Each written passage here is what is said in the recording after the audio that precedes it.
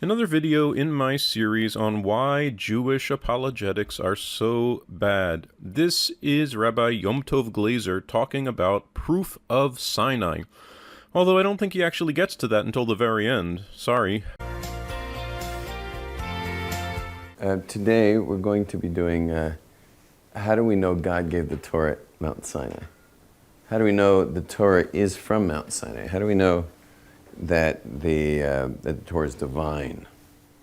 How do we know that what we're claiming to be this Sinai experience actually happened?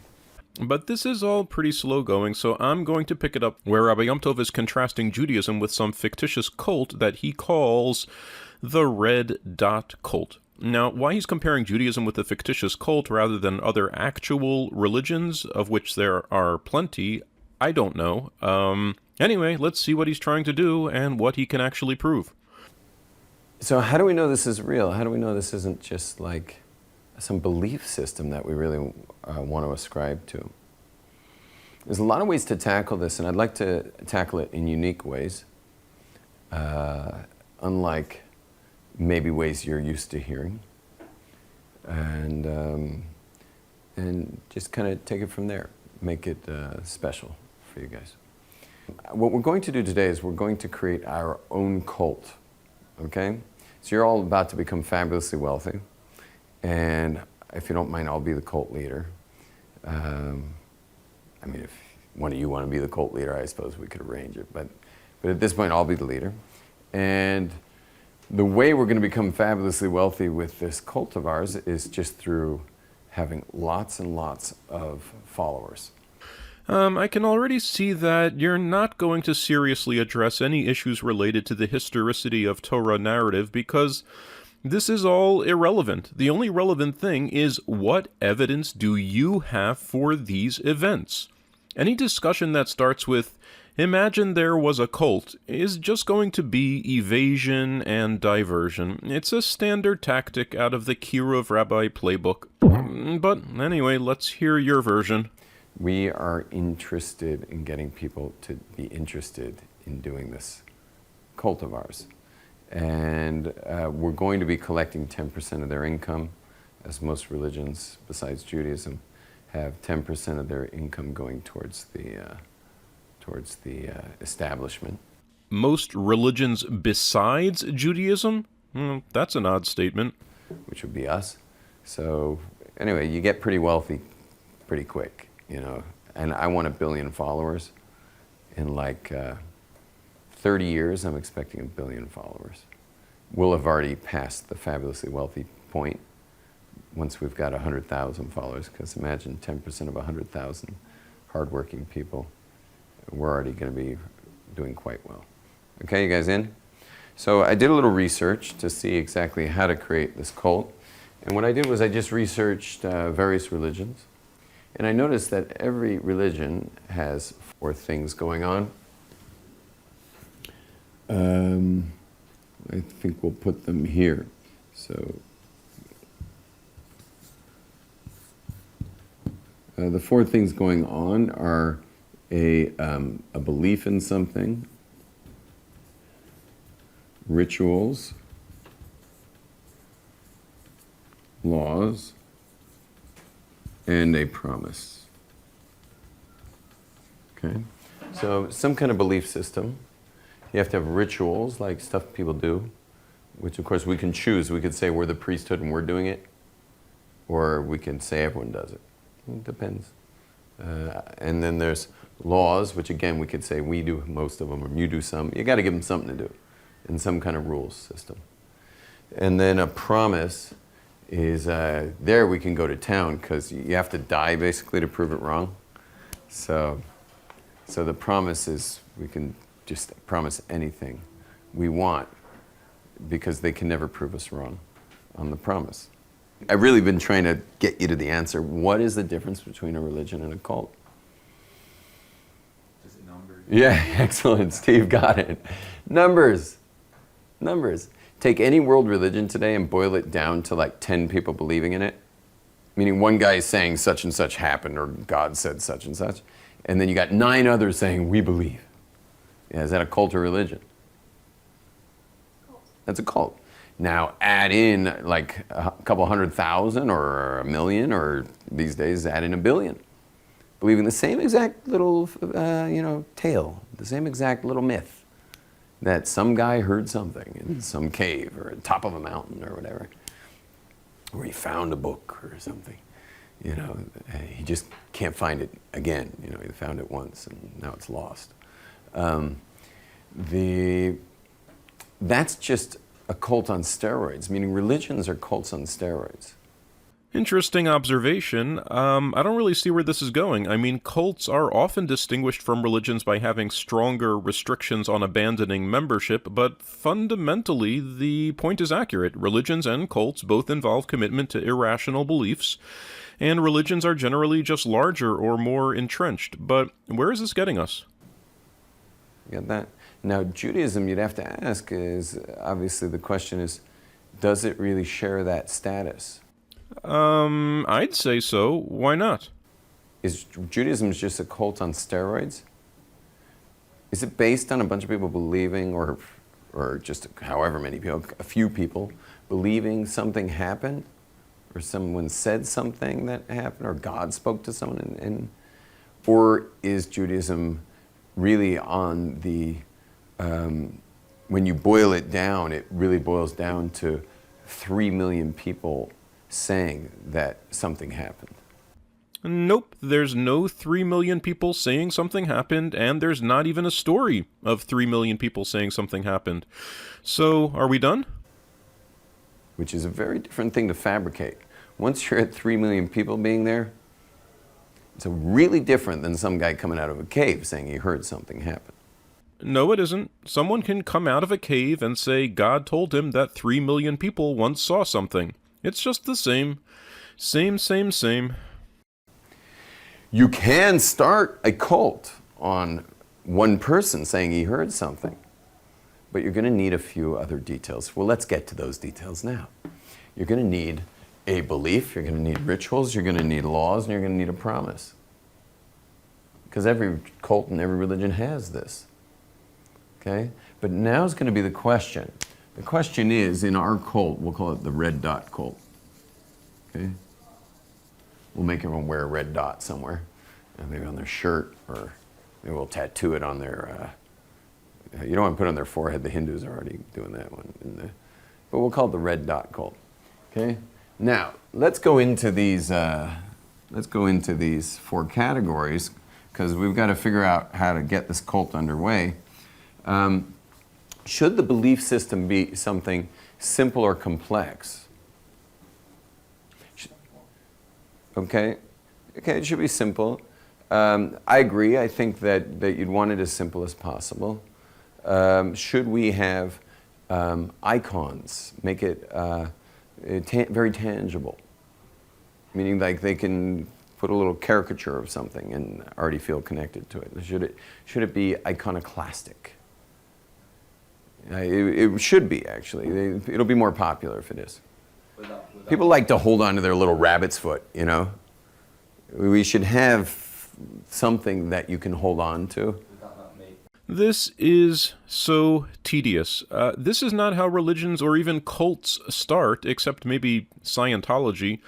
The whole how to start a religion spiel is just a stupid invention of Kirov rabbis. It's embarrassing. We're not saying it's God. We'll just give it lots of little symbols and all kinds of... Yeah, we're not going to say... Yeah, that would be a problem. We're not going to say that it does anything, necessarily, but lots of figures, pictures, using every sense you can find. There should be something you can see, something you can touch, something... Anything that would properly ground it in, So that's the other thing is icons would be a big one. Simple to believe in, yeah, easy enough to understand, and icons available to make it, real tangible. Okay? And then the next is rituals. What do you think about rituals? Should we have lots of them? Should we have little of them? Should they be expensive? Should they be a hassle and inconvenient? Or should they be maybe something we say we do? I mean, we're doing them. You remember, your priesthood's always an option for us. We could just say we're doing it. We're taking the fall for you guys. Celibacy and everything. They don't have to know. Yeah. We could be as celibate as the church. So, what do you say? We should add more and more as time goes on. Add rituals. And we should charge them more. No, but seriously, you guys, lots of rituals or few, first of all, for the practitioners at least. Okay, few and easy. But you got to give them something because you got to have an identifying ritual. Okay, few, more or less easy to do. Shouldn't be really expensive. Meaning the buy-in to our religion or our cult at this point should not be like a major price. It shouldn't be a big price to buy in. The fact that we're already gouging them 10% of their incomes, like, you don't want to say it's going to cost much more than that. You know. By the way, Judaism also requires 10% of one's income. Oh, you just remembered that? What's the difference, though? Goes to charity, not to Yeah, it actually goes to, it really goes to anyone you see fit. No, it doesn't. The Bible says exactly where it goes. You got to give 10%, but to whom you choose. Not to any central location, not to any synagogue, not to anything like that. You can choose the synagogue, but certainly the rabbi would love you if you did. But he can't come and claim it. You're really mixing up biblical Judaism with modern Judaism. If you're going to talk about how religions begin, you better get this straight. Judaism did not begin in the Middle Ages. You understand? He can't say, "Oh, your 10% is obviously coming to us, isn't it?" Like, no, actually, I'm helping start a kindergarten. You know, and I want to make sure this kindergarten gets off the ground. Sorry, Charlie. Yeah, he's out. So rituals, we got that more or less straightened out. Okay, laws. Now, laws are like the do's and don'ts. Okay, do's and don'ts. I mean, it's almost un-American to even say there would be laws. But you can't have a religion without laws. You got to have some laws. I mean, do other world's religions have laws? Islam has some laws, right? They're not allowed alcohol. I think that they're really big against adultery. I think most religions are. I mean, you got to have some laws. Christianity has laws for practitioners, for the layman. What is the law? What's a law in Christianity? What's a law in Christianity? Wow, you really did research all the religions, didn't you? So I did a little research to see exactly how to create this cult. And what I did was I just researched various religions. I don't think you have to do that. Don't they have the Ten Commandments too? Can't speak against God. Yeah, in a way they have the Ten Commandments, but that's all civil law too. Most of the Ten Commandments is civil law. Murder, adultery. Oh, the Ten Commandments are not religious law? The 10 statements that God spoke that the entire nation allegedly heard, according to Deuteronomy. Oh, that's just the same civil law that every culture has? Oh, go on, Rabbi Yom Tov. This is getting interesting. Don't they have the Noahide law? Aren't they bound by those? All Gentiles are bound by the Noahide laws, yeah. But most of those are pretty basic. You have to accept Jesus as the Messiah. That's like a law, right? It's not a law, though. That was number one. That was the belief. There are not a lot of do's and don'ts in Christianity, bottom line. Not a lot. Whatever. We don't have to focus on them. Mormons have more laws. Mormons aren't allowed any mind-altering things, including caffeine. Can you imagine people sleeping through your sermon there? No caffeine. So, anyway, back to us. So we want a lot of laws or few laws? What do you say? Few. Okay. Keep the laws to a minimum. And again, we can always pull the priesthood part, like we're keeping the laws. Because monks definitely have more laws than laymen. What a waste of time this is. Come on, move along. Okay, good. And last is a promise. And here we can get creative. I mean, we can go for anything. They have to die to prove us wrong. Okay, this is the big promise. Every religion has their big promise. Okay, let's hear something. Come on, guys. What do you get? I mean, I'm a surfer, so it's definitely going to include surfing. It's just going to be like one long wave. You never get tired of riding it. Yeah. Want a house made out of water? Like just water? House made of water. And I want to be able to fly. Nice. Okay, you can fly. Rocket ships on my feet. Very good. Very good. You have feet there. No, part of you gets feet. I can choose to not have my body though whenever I want. Okay, very good. I want all knowledge. All knowledge, very nice. Very nice. You get all knowledge. That's good. That's a nice one. That's good. It'll appeal to intellectuals at least. The non-intellectual will be like, why? So, I just want free beer. It's like a Kindle Fire that has every novel in the world. How about that? You don't have to read it. It just downloads into you. Seems too easy. That's what he wants. So, and also let's just give the downside. You got to have a downside too. Meaning, if you don't believe, they're hedging their bets here. The whole way anyone would believe in any of these cults, religions, is they're scared. You got to freak them out. Like there's something really nasty going to happen if you're not going to believe this thing. So let's go for the downside. You guys got any take? Let's. You stay forever in the coffin, so you can never get out. Whoa, stuck forever in the coffin. That'd be nasty. Anyone else? Never ending blackboard with someone's fingers. Fingernails going across. Yeah. Everything you eat tastes like excrement. Whoa. That's radical. That's radical.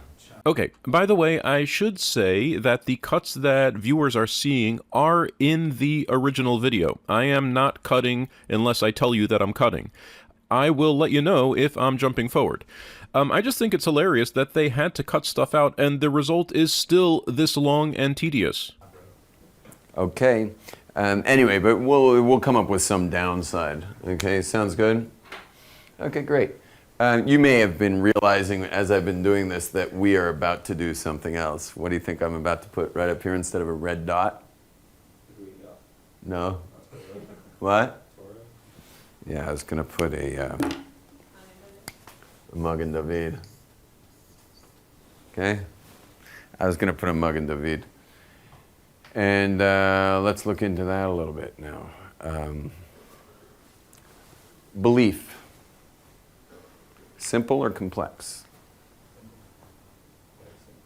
Oh yeah, what's the belief? One God. Somebody wasn't listening yesterday. What is the one thing it doesn't say throughout the Torah? That there's one God. It doesn't say that ever. Believe in God. It doesn't say there's one God? How about Deuteronomy 4:35? Yahweh alone is God, there is none else. How about Isaiah 45:6? I am God, and there is none else. I mean, obviously, I wasn't in yesterday's class, but is this some kind of semantic game? Monotheism is considered by many to be a hallmark of Judaism, at least from Deuteronomy and on into the rabbinical era, so I don't know why you're dismissing that as a belief. Yeah, simple or complex? What is God? Complex. It's extremely so complex. We had that guy like flipping over backwards over there yesterday, just trying to discuss nothing. Well, the impression you get from the Bible is that God is no more complex than a human being, and that particular character, Yahweh, behaves, for the most part, like a human being. If you move to the medieval philosophers, you're more likely to find a conception of God being extremely simple, a unity, as Rambam might say, and that's because complexity implies compositionality. And God cannot be a composite, according to Maimonides and his intellectual followers. So, I don't think you can say that God is super complex, according to Judaism. What are you getting at? Unlike other traditions, Judaism's belief in God is like massively complex. I wouldn't say that at all. The Christian view of God as being three and simultaneously being one, as being otherworldly and simultaneously being flesh, is far more theologically complicated in my opinion, and if you take a look at Hinduism, you have tremendous complexity in the number of gods, their relationships, activities, and so on. I would by no means consider the Jewish view of God the most complex. In the Bible, God is basically just a person without a body. If you think that is super complex, then fine, but not more so than other religions. It's completely inconceivable, yet you're supposed to study it your whole life. So wait, we're going to tell you now you'll never get it, yet we're telling you to go study it? Why don't I just cut to the chase and just never study it, because I'll never get it? Imagine, like, I don't know, Jake over here just decides, you know what, I'm going to become this like great Kabbalist and forget the world. Sends home an email that he died or something, and then moves to Tzfat and starts just poring over Kabbalistic works, like ancient manuscripts and stuff. There are no ancient Kabbalistic manuscripts. And we all like move on in our own lives, and we decide, the four of us stay connected, and we decide like 30 years later, we say, why don't we go to Tzfat and see if we can find that guy, Jake? You know? And of course we get there and we're like asking around, anyone know a guy named Jake? Jake? And they're like, Jake, who's Jake? You know? And we're like, what's your last name? Del Monte. And they're like, do you mean Rabbi Del Monte? And we're like, yeah, that's who we're looking for. And we're like, well, at least he's still here. He's like, you can have an appointment in 26 weeks because he's not going to be available. Anyway, we get in there somehow, meeting the right people. When we get to the place where he studies, out the exit of the door is his beard. Okay, and we just follow the beard all the way across the house, you know, and into this little chamber. And now we're following it up the floor and now up over the desk and across this, another Kabbalistic work he's studying. And then Jake looks up with his eyes spinning. He's 30 years older. And we ask him, Jake, who is God? You know what he's going to say? I have no idea, but it is so awesome. Yes, everybody thinks their theology is awesome and deep. I just think that objectively, Judaism has a fairly simple view of God compared to other faiths. The Bible often stresses God's power and knowledge, but never so far as I can recall describes him as being super complex. And like I said, describing a deity as being complex is planting a ticking time bomb in your theology, because at some point you're going to have to explain the source of that complexity. Where did all those components that comprise the deity come from? Who put them together in that way and not in some other way? When and how did that occur? And so on. And we're just going to be like, whoa. So it is so complex, and the works that have been done in the Kabbalistic works, the writings, could fill this classroom floor to ceiling without being superfluous, without it repeating themselves. So what? You can fill the room with Christian writings, Muslim writings, Hindu writings, Aristotle commentaries. Is that proof of something? And for thousands of years, people have been studying these works and writing more works, only to realize that we'll never really understand. In fact, one poet wrote 1,000 years ago. You know what he wrote about God? He says that if the seas were ink and all the trees and the forests of the earth were quills to write with, you'd run out of ink and quills before you finally got through writing about who God is or isn't. Well, that's great. I would tend to think that if you're doing that much thinking and writing about something and making absolutely zero progress toward understanding, you're probably just chasing unicorns. But what was your point? You'd never finish. You'd finish all the seas and you'd finish all the forests. That's what one of our great Kabbalistic rabbis wrote. It's something we talk about. What night do we read that poem? We read this famous poem, and it's actually, we read it in the morning of one of our holiest days of the year, which is called Shavuos, which is the day we got the Torah at Mount Sinai. And that poem is read right before we read from the actual text of the Torah, right before we read it on the day of the giving of the Torah at Mount Sinai. Well, that is something it certainly does not say in the Torah. In the Torah, the holiday of Shavuot is the holiday of the first fruits. That's it. The 6th day of the month of Sivan is this amazing, amazing holiday of the giving of the Torah. And we learn all night here. And in fact, I teach here in this lobby to several hundred people My slot, I think my slot is 1 to 2 a.m. That's my slot. Everyone stays up all night because the Jews slept on the night of the giving of the Torah, meaning the night before the giving. We slept. And everyone went to sleep. Everyone went to sleep. And I guess we weren't supposed to. We were supposed to be so excited that we couldn't sleep.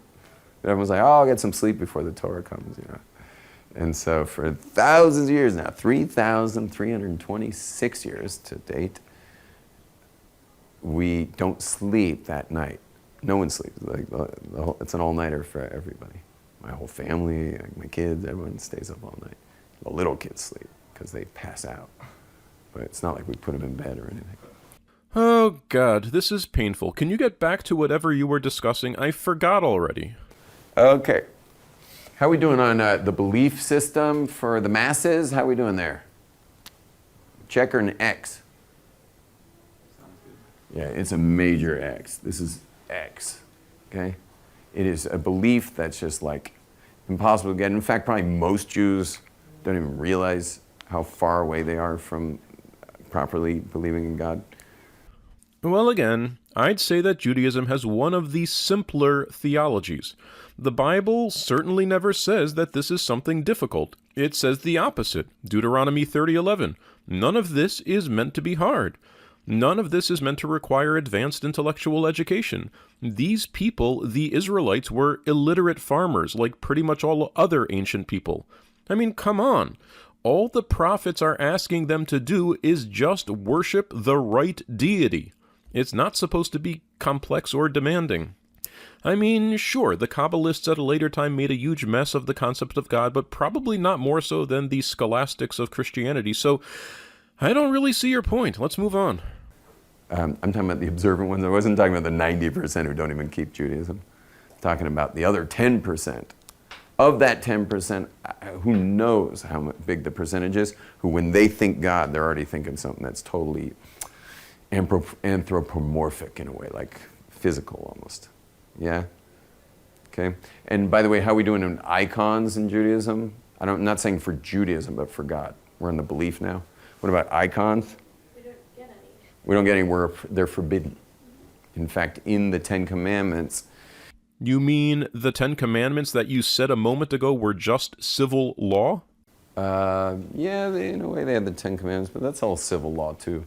The second commandment of not having any other gods, meaning don't give reverence to any other powers on earth. It also goes into a bunch of details of not creating any images of God either. No icons whatsoever, no image, because he has no image and he doesn't want you creating an image whatsoever of God. There's 0 icons allowed. Now we do have our icons, but they're more station identification of Judaism. For example, the Jewish star is called the Magen David, the shield of David. Yeah, sure, but I'd have to say that the entire temple service of the Bible is quite the anthropomorphization of God. God has a place that he comes to smell the delicious burning meat, a place where his presence resides, a footstool, and so on. Seems to me that Islam is much more zealous about avoiding iconography, but again, what is your point? That we don't have illustrations of God? That's true. But we do have a massive amount of paraphernalia related to the service of God. Half the Bible is devoted to describing all that stuff. Okay? Has to do with, it's a bit of a might thing. And it's got its own Kabbalistic things of the 3 points, and which is really like 6 days, and the center of Shabbos. And you'll see they all fit perfectly. And if you actually fold a Jewish star, each of the days of the 6 days folds perfectly in to that shape. I didn't draw it legibly enough, but they all actually perfectly fold in and fold out. And Shabbos is the center dimension. It's the 7th dimension. You'll notice everything's 6 dimensions, and then there's the inner space. For example, this classroom's 7 dimensions. Every shelf's 7 dimensions. Okay, there's this wall, that wall, this wall, yeah, that wall, and that wall. That's 6, and then the 7th is us inside it. What if the room was a triangle or an oval? I think you have Kabbalah on the brain, and you don't even seem to know what a dimension is. So, can you just stay focused? How do you expect your students to follow this? Your table's is made of it. Everything's made of it. The tubes of the table are made of it. Made of what? The tubes of the table are 7 dimensions? And everything's made of these 6 dimensions, and then there's the 7th dimension. And that's Shabbat. Shabbat's the 7th day. It's like going into this totally other dimension, 7th dimension. Let me ask a question. What were you smoking before this class? Now, but let's go to rituals. How are we doing in rituals with Judaism? Few or a lot? Jake, can you just give it a good shove? Perfect. Few or many for rituals? Many. We have a priesthood who's in charge of the rituals? Not very temple. During temple times, we definitely have priesthood doing Rituals mean like davening every day, or is the carbon the sacrifices? Let me give you a couple examples of rituals. When you wake up in the morning, you say Modeh ani lefanecha. You give thanks first for God having brought your soul back to your body. The next thing you do is you wash your hands 6 times. Right, left, right, left, right, left, right, left. Yeah. Then,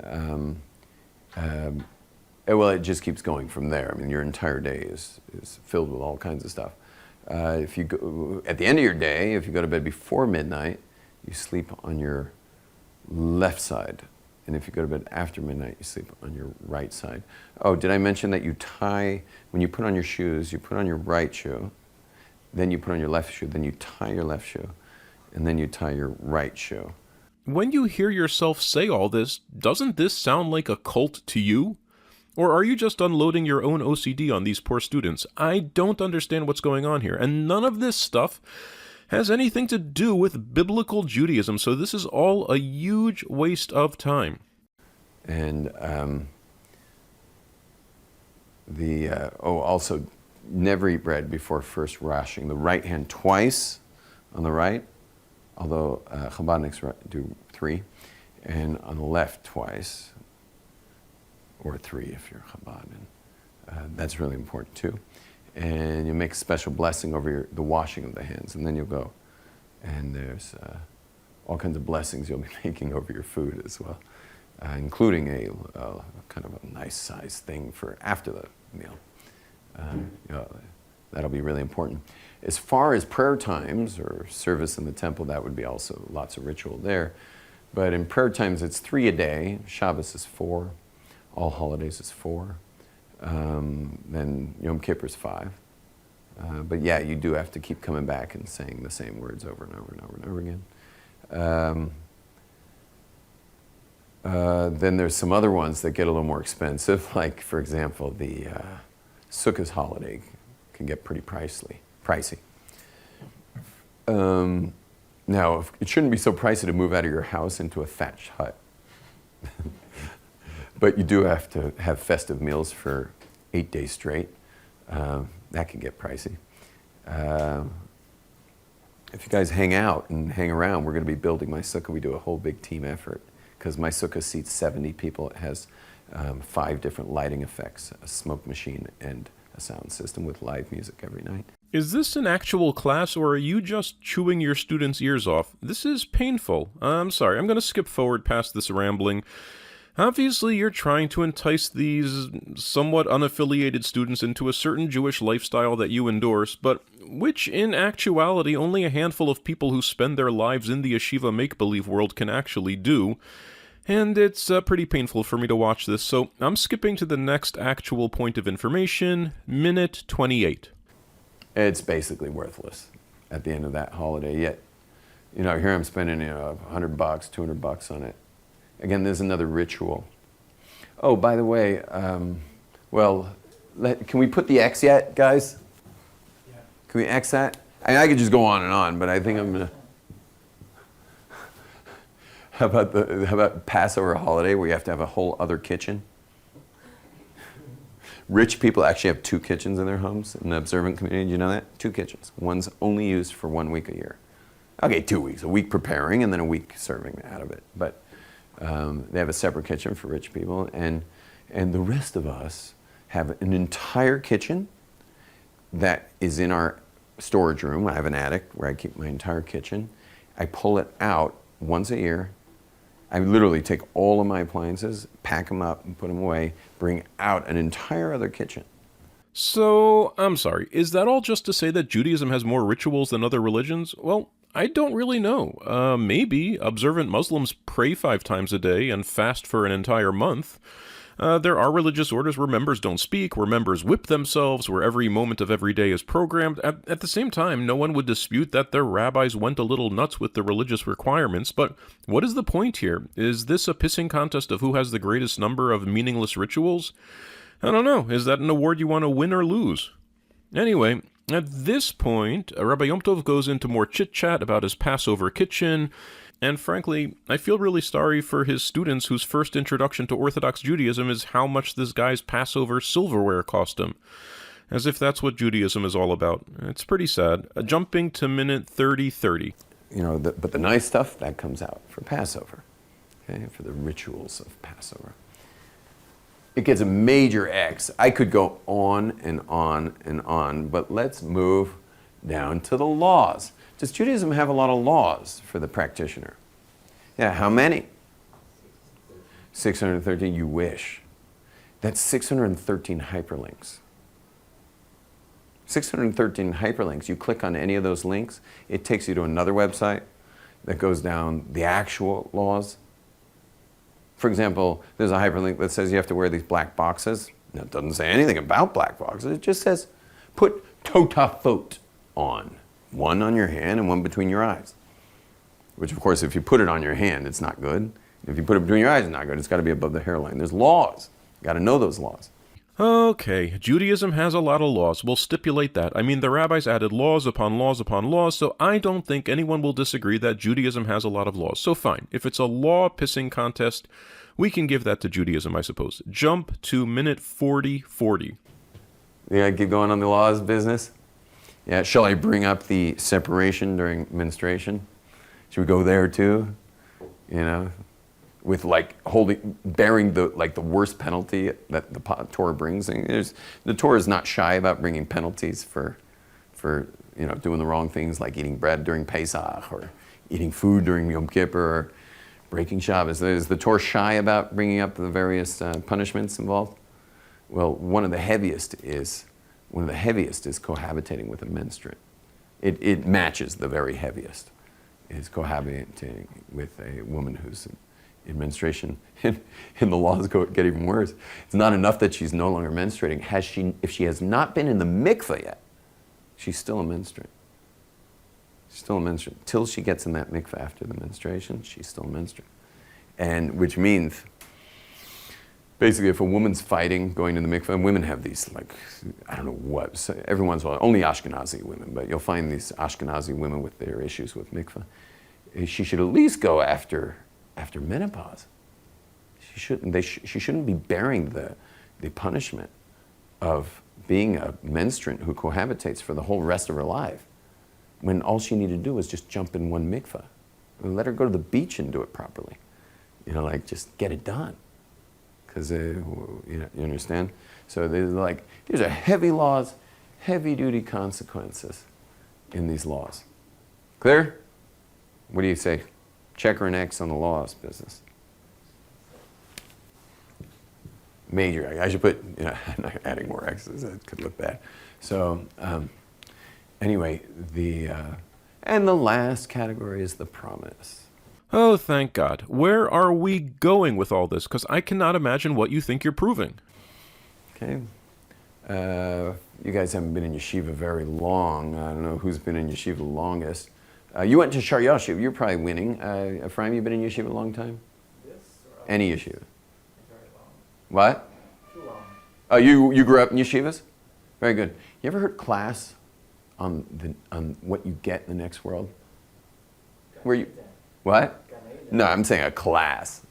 No. Never in all your years studying Torah? Gan Eden, you get to go up with Tzaddikim. All stuff. A class, like a whole class, all about the next world? Nah. You probably never even been to a class that even that was the subject. Not directly. We certainly don't have a class with that as the subject here at Aish. Or Smeg doesn't. Chabad doesn't in their yeshivas. What? Think about any other religion. What do you think you're going to hear the first day when you show them? Yeah, it's all, they go straight to the make them nervous about what might be. Judaism is no different. Why are we doing all this stuff, all these rituals, all these laws? So we can have a share in the world to come. That's pretty basic yeshiva stuff. I'm guessing you didn't go to yeshiva as a kid, so maybe you don't know that? Yeah. We don't have a class. You know why we don't have a class? Why don't we have a class about what we're promising here? Free will to choose what I try. No, but it only adds to the free will. Like now I'm telling you, like there's heavy consequences, so you got serious free will issues here. So because we act like the things that we do are for this life, like we're not purely motivated by. Well, I mean, I don't know. I'm kind of conflicted in saying that because we are encouraged to do good things sometimes for what's to come. Right. I guess, but But how about a class on what's to come? How about a book on what's to come? Like, how about anything on what's to come in Judaism? How about Sanhedrin 90 to 91? How about Barachot 17a or Shabbat 31a? What exactly are you looking for? The architectural schematics of heaven? So the reason why we don't really have a class on what's to come, and we certainly don't have a lot of details on what's to come, is because there is no promise. Sure there is. It's all over the Bible. It's not a promise of a world to come, it's a promise of a land to come, and security as a people in that land. Since we're talking about origins of religion, the best we can do is to look at the Bible, and the promise is definitely there in big, bold letters. Did you not notice it? Have you read the Bible? There's a promise there will be something, for sure. The soul will outlast your body. That we know. But we don't know what you came for. We don't know what you're here for. We don't know what I'm here for.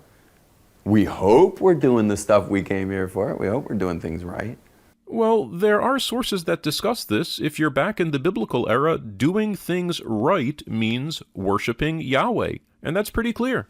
We have no idea. We have no idea. We don't know what the upside is. We don't know what the downside is.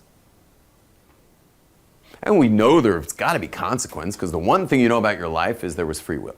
You had a day in, day out experience of choices, micro choices, macro choices. You're like, everything's choices. Your entire life's choices. Yet you don't see the consequence of those choices here. So we know there's got to be some consequence, but what the consequence and what's the reward for the good choice? What's the punishment for bad choice? Is there punishment for bad choice? Is the punishment for bad choice over time? Is the punishment over time maybe in an instant? What is it? Well, how do you know there have to be consequences? What tells you that?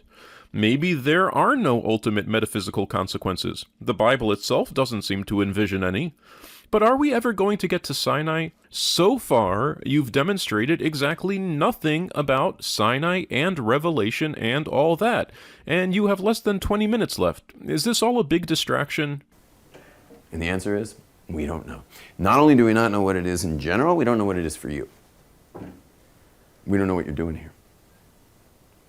We don't know. This is God. We believe in God is a very big being that has that is playing this video game of us here. Yeah, we're in this like giant video game. Is that really how you think of things? You're just a puppet in a video game? And I mean, how much when you're playing a video game? I'm sorry to go to Pac-Man here. I'm dating myself a little bit, but that little Pac-Man going around eating the dots and running away from those lunch bags, yeah.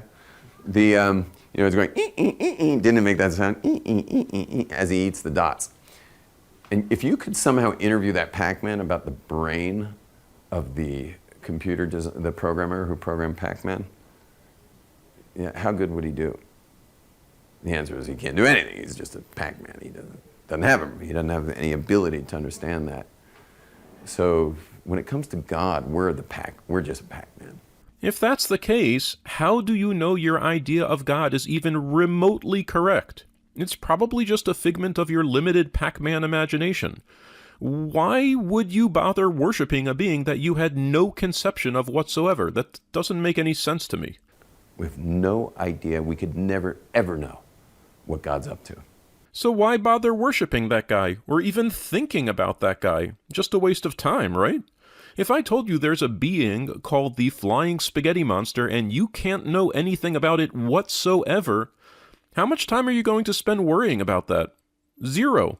And in fact, you're going to say that being might as well not even exist as far as you're concerned, and probably doesn't, because how would I know about it? And in fact, the Torah tells us very clearly that we have no idea. You'll never have any idea. Stop judging me with your human paradigms of judgment.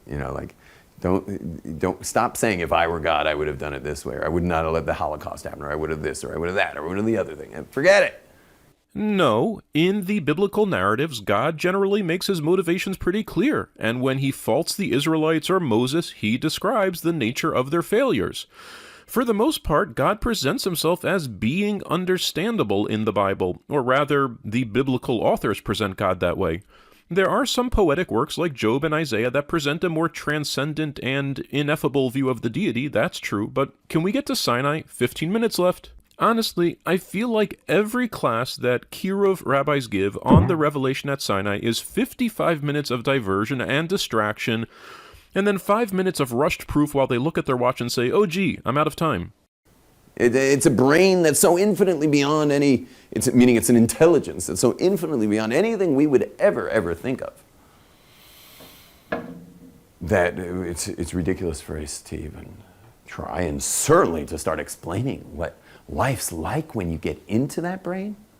Meaning when you go out of this, which is also its intelligence, but obviously this is his intelligence with like massive amounts of blinding shields to protect us from its light. Careful there, buddy. Seems like you know a bit too much about God's intelligence. You just a Pac-Man, remember? Don't start telling me you know all about God's shields and whatnot. So when you die and you get to go to the other side of all these protective veils, somehow I'm going to tell you what's there? Well, maybe not you, but there are many Jewish sources that have made suggestions, but we're running out of time here. What about Sinai, the title of your video, remember? Slicha. That'd be chutzpah. And I could only be using human words even could only be inaccurate. Because human words are also like, what are human words we're even using compared to that? So, of course we don't have a class on it. Of course we don't know what it is. And therefore, what do I have to put on the board?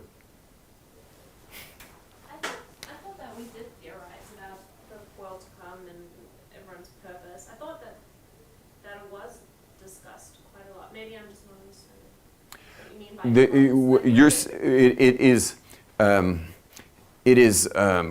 It's thought of a lot. Like, let's say I'm coming into yeshiva, and all of a sudden, like, some guy's eating pork chops, and he's like, "Want one?" Yeah. Now, of course, that's a ridiculous example for me, but let's just say I'm really hungry, or whatever. Doesn't matter how hungry I am, actually. Okay, but let's just say, and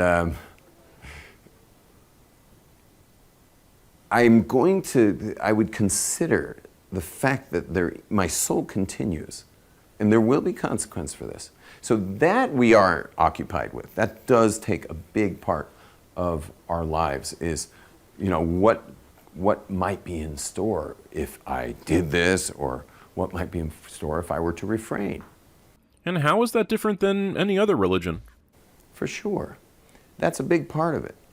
But again, there's no detail to that. I don't know exactly why. I just know there is. I know there is consequence. I just don't know what it is. I don't know, why it has to do with, what does God care if I eat this thing or don't eat this thing? Why is God worrying about such little things? Yet I know he is. How do you know? Let's get to it. How do you know what God wants, Rabbi? How do you know? And not because it bothers him. You think I eat pork chops, God's somehow like going, ow, ow, oh, oh, like on his thigh or something. God doesn't have a thigh. It doesn't affect God whatsoever. Well, for someone who says he doesn't know anything at all about God, you sure seem to know a lot about God. Did you ever notice that? If I eat the kosher burger, or if I eat that's a whole other subject that has nothing to do with how it affects God. God's not affected by such things. He's very interested. He's just not very affected. Oh, he's very interested? Have you discussed it with him recently? You know, he's very interested. I am a child of the covenant of Sinai, and therefore he certainly got pom-poms out, for when I passed the guy with the pork chops. Well, I noticed you mentioned Sinai in there. Are we going to discuss that at all? It's the title of your video. Saying, go team, don't eat the pork chop. And of course, when I refuse the pork chops, now he's like, doing the whole cheerleader thing, he's like really excited, so to speak, but again, like, not really. I mean, I don't know what God's up to. Anyway, but what we do in the end is, especially if you compare us to all the other religions out there, what do we get? We get an X. And so, yeah, Jake. Is there any form of like threat? As you said, it's the opposite to the promise. In Judaism, is there a form of, not threat, but... Is what a threat? Like how? Like, how you said in the other religions, it's kind of, if you don't do this, then... Yeah, it's to make you nervous about saying that it's a bunch of hogwash. The downside, when they talk hell, it's to make you go, whoa, if I don't accept, that's what's waiting for me? Now, I don't believe that, but what if I'm wrong? What if I'm wrong? What if he's right? And then they get nervous. And then someone else comes to them and says, come on, man, it's just about believing. It's not like you have to prove this. You can suspend all logic here. There's no need for brains in this one. Okay, it doesn't make any sense. Fine. So believe it without it making sense. Blind faith. Yeah, nothing you're saying is making sense right now. Let's move on to Sinai. You get more reward for that. More reward for blind faith. And someone brings up logic, why it's not true. It's a test of faith. That's your test of faith. Okay, so anyway, but what you soon realize is that Judaism is a non-starter. So this raises several questions. And one of the big questions is, how did it start? Because it's unmarketable. Aren't you marketing it to your students at this very moment? What do you mean it's unmarketable? You can never market such a thing. No one would ever do it. At what point did someone come along and say, hey, man, this is it, man, this is it, Judaism. It's going to be great. Well, you're doing it right now, but Judaism in the biblical period was nothing like Judaism today. It basically involved the same kinds of things as other religions of the time. Sacrifices, festivals, priests, and so on. So why do you think it would have been so much harder to sell than any other ancient religion? You're going to love this. You're just going to love it. Go with it. And you're like, it's talking about all kinds of stuff that I don't know happened here. That's okay. Just suspend logic. Just believe it happened. Just go for it, man. I'm sure your family would love to, do Shabbos. Have a day off from working like a slave? Why not? Never see a car or a concert or another movie on Shabbos night, Friday night. Well, aren't you asking about how it started? That would have been in the biblical era, so no cars or movies. You don't think a day of rest is an appealing idea? Do people enjoy working like slaves every single day of their lives? I'm sure your wife would love to find out she's now a menstruant for the next period of time, and and can't touch you till. I had a Rastafarian couple here who, Rastafarian, she's not allowed to cook for him while menstruating, and when he found out that Judaism allows her to cook, he was like, I'm in. And they live in the old city now for like 15 years. Amazing couple. Anyway, but back to our subject is you start to realize that Judaism is utterly and totally unmarketable. I don't know why you think it would have been that unmarketable. Many other religions also have laws about menstruation, which seems to be something that you are really obsessed with for some reason. If you believe the Bible, surrounding cultures routinely practice child sacrifice. So maybe by comparison, Judaism looked pretty chill. So at what point did someone come along and get this thing started? Get which thing started? It seems pretty clear from the biblical text that traditions and narratives accreted over time. A sojourn in Egypt is an older tradition. A Sinai revelation is a newer tradition. And if he did come along and say he's getting it started, where are all the other Jews? Because the thing itself, when you open up the actual book, mentions 3 million people. No, it doesn't. There's no verse that mentions 3 million people. And in any case, what you're reading in the books is just mythology. So what's the objection here? It literally counts them. It's called the Book of Numbers. You know, they counted the Jews. The Book of Numbers doesn't mention anything about a Sinai revelation at all. I thought this video was supposed to be proof of Sinai. You know, you got 3 million people down there. Down where? Oh, okay, and who came along to them? The 3 million people are in a story, so no one actually came along to them. Well, no one, I guess, because they were all there at Sinai.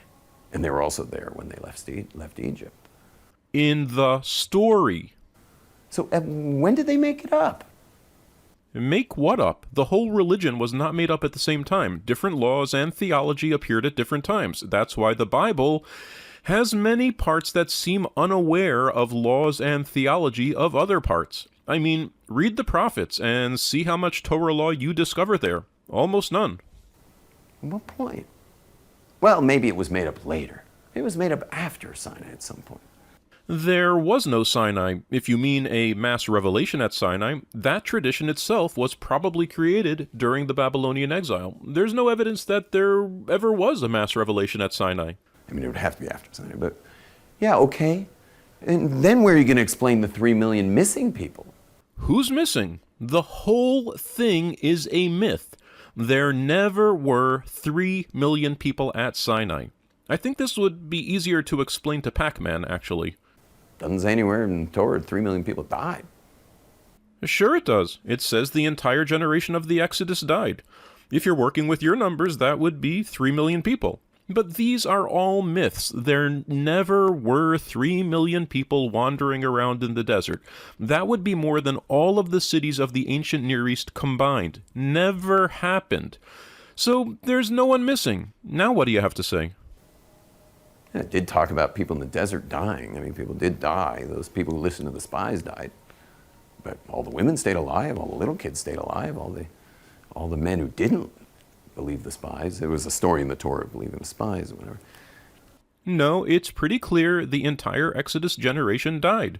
They didn't die all at once. They died off during the course of wandering in the desert. Obviously, the story imagines their children surviving, otherwise the story would have ended right there. But there is most certainly an account of a generation dying in the desert. The account of the mass circumcision in Joshua makes it almost impossible that anyone from the Exodus survived to enter Canaan. But the entire thing is a myth anyway, so who cares? And what are you saying, that these people didn't die? Ever? Well, I mean, how could you make up such a thing? You'd have to have witnesses. You'd have to have witnesses to people dying of old age or hardships in the desert?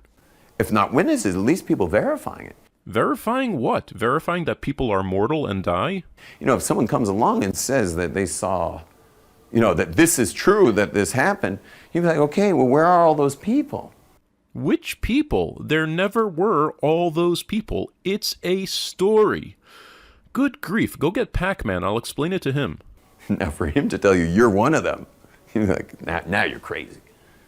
Because I'll go ask any of my uncles, any of my aunts, any of my family members, did this ever happen? Do they have any stories of such a thing? A story of old people dying? What are we talking about at this point? What exactly are you asking your aunts and uncles? The story was made up hundreds of years after the events it describes. No one can ask anyone anything. Which, of course, they won't, because this guy just came along trying to prove this thing. They won't have a story of a generation dying in the desert? Well, that's interesting, because my Bible has that story in many different places. Numbers, Deuteronomy, Joshua. And I'm not even going into the suicidal commandments. For example, coming up this Rosh Hashanah, you are not to plow, plant, water, do anything to the fields. You can't plant the fields. Any field in the entire land of Israel must lie fallow for a year straight. What are you going to eat? But you open up the Torah, it says, oh, don't worry, the 6th year you'll get a triple crop. Says who? What does this have to do with Sinai? You're supposed to prove that a revelation at Sinai happened. Says who? And you want us all to not work for a year? Like, how are we going to make a living if we don't work for a year? We're not going to sell our produce. Forget what we're going to eat. How are we going to pay for our lives if we can't work our fields? Everything was agrarian then. Well, maybe that was some good marketing. Hey, come to our religion. You get a year off every 7 years. God will feed you. And you say this religion was unmarketable? Remember, the people next door are sacrificing their children. So come to our religion, keep your children, and get a year off with magic food from God. The other suicidal commandment, 3 times a year, every able-bodied man must come to Jerusalem to party. Got to party, right? So leave the borders. You're not allowed to keep anyone in the borders. No guarding the country. Doesn't matter. You can be in the middle of a war. Sorry. All soldiers, everybody. Every able-bodied man must leave his town, all the border towns, everywhere, and come party in Jerusalem. Now, of course, the people are going to say, hey, dude, your religion's cracked, man. Everyone will die. Are you suggesting that people evaluate religions rationally?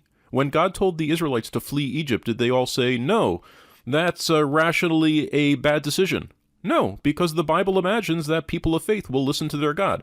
And in cases where they don't, for example, in the episode of the spies, that's not the end of the religion. Those people get punished according to the Bible. And you see that very clearly also in the case of the sabbatical year. Apparently the people weren't keeping the sabbatical year, and that is the reason given for the destruction of the Babylonian exile. No one says, hey, dude, your religion's cracked, man. Everyone will die. So far as the Bible reports. But he says, oh no, look over here. It says here, when you come to Jerusalem to party, and by the way, it's 2 weeks here, 2 weeks from the border to get to Jerusalem, party here, and then 2 weeks back. So it's 5 weeks of leaving the borders empty. Okay? But he opens up, no, look here. It says, when you come to Jerusalem to party, your neighbor's heart will not covet your land. Oh, thank you. Oh, now I feel a lot better. You understand, it's ridiculous. Well, what's your criteria for calling something ridiculous? Is an account of the sea parting to let the Israelites pass but not the Egyptians ridiculous? Is an account of a 90-year-old woman giving birth ridiculous? Is the notion of 3 million people wandering around in the desert for 40 years ridiculous? What's your standard for ridiculous? You start to realize, there's no way Judaism exists except for Sinai. Either something massive happened or no one would ever keep this thing. Well, it seems that no one ever did keep this thing. Have you read the prophets? I'm guessing not. The books of the prophets, from Judges through Nehemiah, tell the story of the Israelites not keeping this thing. Once you get into the book of Joshua, it's virtually as if the Torah never existed, because actually it did not. So, anyway, no evidence that anything ever happened. Okay, you have 5 minutes left. You get that? There's no way to get this thing started. It's completely unmarketable. Even look today, no one wants it. It got started the same way 1,000 other religions got started. The core of it is not that different from any other ancient Near Eastern religion. Other myths were added on later. No, where are all the people in this class? They should be banging down the door of this class. Where is everybody? You realize it's only unique people that God has tapped. I've been watching. I'm 2.5 decades doing this. I have been watching God tapping people on the shoulder, most of them Jews, even Gentiles, God tapping them on the shoulder and say, come. I call them the chosen of the chosen people. You guys are the chosen of the chosen people. Yeah, that doesn't sound like a cult at all. Seriously, the chosen people, God's just he's doing some kind of, since the Holocaust he did some kind of major, what's the word for it when you're making a selection? Please don't say that. Aren't you the Pac-Man who's not supposed to understand anything about God, and now you're going to tell your students what God was doing with the Holocaust? The Holocaust, there was major selection. 1/3 of our people went upstairs. And now we're going through a whole other selection. Where the most basic questions that should be asked and have such simple answers. You're only sitting here for an hour and think of where we got to already. Well, we didn't get to a proof of Sinai, so that's disappointing. Basic stuff. But God's somehow selecting people out, that they're more concerned about their iPhone battery than they're concerned about real stuff here. And in the end, there has been Jews all along. You can't find any historical time where there wasn't some of the Jews, whether it be hieroglyphics in Egypt, anything in the Canaanite area. This is all covered in Jewish artifacts the whole way through. We found King David's coins, his minted coins and his castle and all his stuff. That's really problematic because that's only 400 years after Sinai. Well, I think it's really debatable, but what does that have to do with Sinai? When you read about King David's exploits, do you imagine he was following any kind of Torah? Not at all. And there's no way King David made up Judaism. Well, we don't know anything in actuality about David. And what do you think King David knew about Judaism? What are the sources? David is discussed in 1st and 2nd Samuel, Chronicles, and Kings, and there is certainly nothing about David learning or teaching about a mass revelation at Sinai or Horeb. Really no indication he knew anything about what we call Judaism other than just its God, who he converses with on occasion and who seems to like him for some unfathomable reason, at least according to the biblical authors. Yet he's the ultimate expression of Judaism. No. David was a thug, a murderer, a thief, an adulterer, a liar. He was the opposite of anything good taught by Judaism. If you read your Bible, you might know that. What do you think? He didn't fall off a tree, King David, and suddenly create Judaism. He was the king of Israel because the Jews came across when Moses died with Joshua. A nice story. Fought the Canaanite nations, etc., until eventually King David, with his son Solomon, built the temple. I mean, that's the story. What are you telling your students? That Judaism couldn't have started in a different way than the Bible story says because that would contradict the Bible story? Well, that's circular and stupid. If you're talking about Sinai, which is the title of your video, then you need to show evidence that such an event actually occurred. And in terms of biblical sources, there's nothing mentioning such a revelation until after the Babylonian exile, and that includes the books of Deuteronomy and Exodus. So it's not enough to suggest that King David or Joshua existed, although you didn't show that either. What you need to show is evidence that they knew anything about a revelation at Sinai. Isn't that right? How could your students be satisfied with anything less than that? So, for example, what's the evidence that David knew anything about a revelation at Sinai? What's the evidence that any of the prophets knew anything about a revelation at Sinai? And we already know, by the way, the atheist archaeologists always want to say David was a myth because it's just too close to home. It's too close to Sinai. No, there's just not great evidence for that period. But someone like Bart Ehrman, who is a secular biblical scholar and atheist, will acknowledge the likelihood that a person named David existed, but also recognize that the details of his life are fundamentally myths, and that our sources about him were written hundreds of years later. I'm guessing it's rather similar to the way that you teach your students to view Jesus. Yes, he existed, but the information we have about his life is fundamentally mythology. The difference is, I think, that we have pretty good evidence for the key myths about Jesus being set down within 100 years or so after he lived. The mythology of Judaism is in much worse shape. Events like a revelation at Sinai have no attestation for something like 800 years after they allegedly occurred. And with the help of Mr. Moskowitz, a multimillionaire who's very interested in reclaiming Jewish land, and part of that's down in David's Village. So he was so busy reclaiming land in David's Village that eventually they got him to commission excavating all of David's castle, his residence. And of course, underneath, they found everything. What is everything? As far as I can see, there's still hardly anything that unequivocally points to an actual King David. There's indirect evidence like the Tel Dan stele, but as far as the life and rule of David, all we have is the biblical mythology. So all the archaeologists, you can be the biggest atheist you want, you're stuck with David. Once you got David, a couple hundred years from Sinai.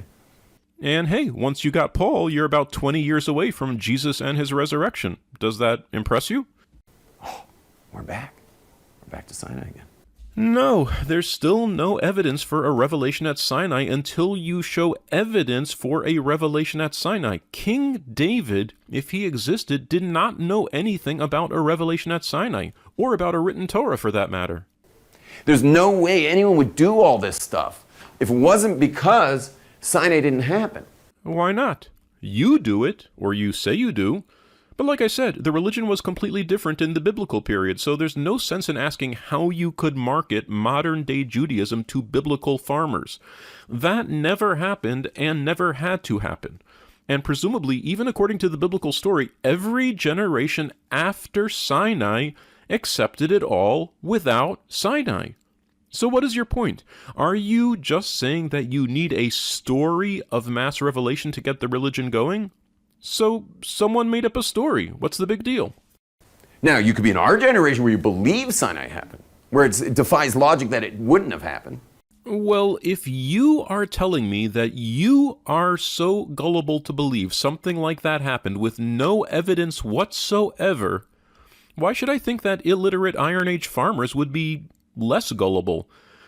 You have access to modern science, instant access to archives of ancient scriptures from a myriad of different cultures around the world, and the leisure to investigate matters. They had no resources, probably lived quite short and hard lives, couldn't read, and believed that every event in the world was caused by gods or angels or demons. So if you're going to fall for a story like that, I'm sure they would. And it wouldn't even matter if they did or didn't because they weren't writing anything. We only have works composed by certain elite scribes who had a definite agenda. So this whole line of argument is incredibly stupid. I hope that's exactly what your students are thinking if they're not already thinking, how the hell do I get out of this cult that my parents sent me to? Because there's just no way. No, there are many ways. There are thousands of religions with absurd beliefs that manage to get started. Judaism is no different. You can't just say, well, something that ridiculous could never have gotten started unless it was true, because then you're going to make every religion true. Is that your aim? And you have not yet provided any evidence that there ever was a revelation at Sinai. That it would have ever created. But you definitely have to have, in the inception of people doing all this stuff, if you read through the prophets, you know that Jews in the biblical era did not do any of that stuff. They didn't even worship the Jewish God most of the time. Pick up a freaking Bible and start reading. you have to have an inception, some kind of cataclysmic, massive, Omnimax 3D THX surround sound, freak out experience. No, you don't. And there's no evidence for such an experience. And the fact that you and other Orthodox Jews believe all this stuff shows that you don't need such an experience at all. All you needed was a story. All any of these people needed was a story. I mean, if you wanted to talk about experiences, the Exodus would have been a much better choice. At least that myth is well attested across a variety of biblical works. The Sinai revelation is just so poorly attested in works from before the exile that you gotta believe it's a late addition. That's the only view that makes any sense. There had to have been some kind of rendezvous with God, or people would never have done this. And yet, throughout all history, there's always been the Jews.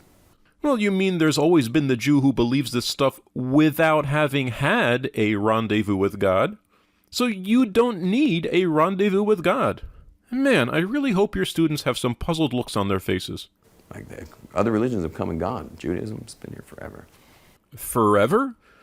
Christianity and Islam have come and not gone, and in fact done way better than Judaism. How could those religions have gotten started if there was not some rendezvous with God? And it must have been a better rendezvous, right? Because numbers don't lie. From from Sinai. Can you explain why other religions now have also had like this success that they've had, like Christianity and Islam? Or do you think that? Oh, I could explain it very simply. It's already on the board. We already did. But in terms of like longevity of those religions that Longevity of anything ideally has the common land, language, and culture. They've had all three. They've always had common land, So they've been together, they've always had common language, and they've always had common culture. It's only the Jews who didn't have land, language, and culture and stayed together somehow. I didn't hear the question, but Christians and Muslims don't have common land, language, and culture either, so I don't know what you're talking about. I mean, maybe you never step outside your yeshiva, but Christians and Muslims live all over the world, speak all different languages, and have very diverse cultures. Okay, but yeah, their longevity is mostly on the board, plus land, language, and culture. They've always had that. So they're just always building momentum. Sorry, that doesn't make any sense in any way you cut it. But again, it doesn't make it any more true. Numbers are meaningless when it comes to truth. But if numbers are meaningless when it comes to truth, why do you keep harping on the 3 million Jews who did this or did that or were here or were there? Numbers don't matter, right? And if numbers don't matter, why would it matter how many years a religion has been around for? You just said Judaism has been around forever. So, paganism has been around even longer. What does that mean about the truth? I mean, the biggest proof is you got a billion Muslims say this is true. You have a billion Christians saying completely conflicting things, saying this is true. What does that mean about both of them? Someone's wrong. Someone's wrong, and what it certainly says is very likely both are wrong. Why? Why can't one of them be right and Judaism is wrong? What it certainly says is that numbers of people believing something has nothing to do with truth. Yeah, I agree, because you can get large numbers of people to believe any crazy shit. And that's why the fact that large numbers of Judean farmers believed this or that about God is absolutely meaningless. They had far, far less ability to analyze their beliefs than do modern Christians and Muslims. So there's every reason to think their beliefs were false too, just like ancient Babylonian beliefs, ancient Assyrian beliefs, ancient Egyptian beliefs, and so on and so on and so on. It doesn't matter how many primitive people believe this or that ridiculous myth. If you don't have any evidence it really happened, then you got nothing. It's just mythology.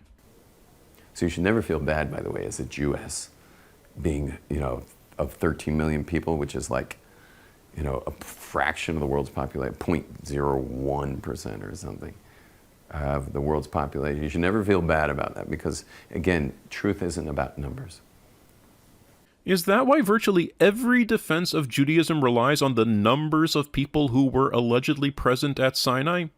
I get the sense that numbers don't matter when you don't want them to matter, and they do matter when you need them to matter. Well, you have 2 minutes left, so what was your proof for Sinai? And we could go on and on and on, because then you got all the anti-Semitism. Like, what's their problem? What is their problem with us? Like, leave us alone, What do we want to do besides, learn our Torah, and dance Hava Nagila? What is your problem? Just leave us alone. Everything's going to be great. Jews don't want anything. We're not at all imperialistic. We don't want anyone else's land. You have read the Bible, right? The Jews definitely wanted someone else's land, and they took it by force. Really, by genocide, if you believe what the Bible says. We have no, interest in great riches.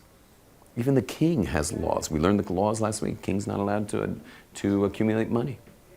The king himself's not allowed money. Like, we don't want it. What is the relevance of this to Sinai? We just want to be left alone, to be the light unto the nations, to be the still small voice of truth on the planet, and be close to God. Yet, for some reason, we're on the top agenda of every nation in the world to, wipe us off the map throughout all of history, thousands and thousands of years. Well, except for the part of history where the Israelites were wiping out the Amalekites and the Midianites and the Canaanites and eradicating their culture. Isn't that right? When in the end we've kept to ourselves. We don't bother anybody. We don't proselytize. We leave everybody alone. And once you took their land, right? I mean, do you believe the conquest in the book of Joshua actually happened, or that the conquest of Canaan was a myth? I don't think you can have it both ways. But they can't seem to leave us alone.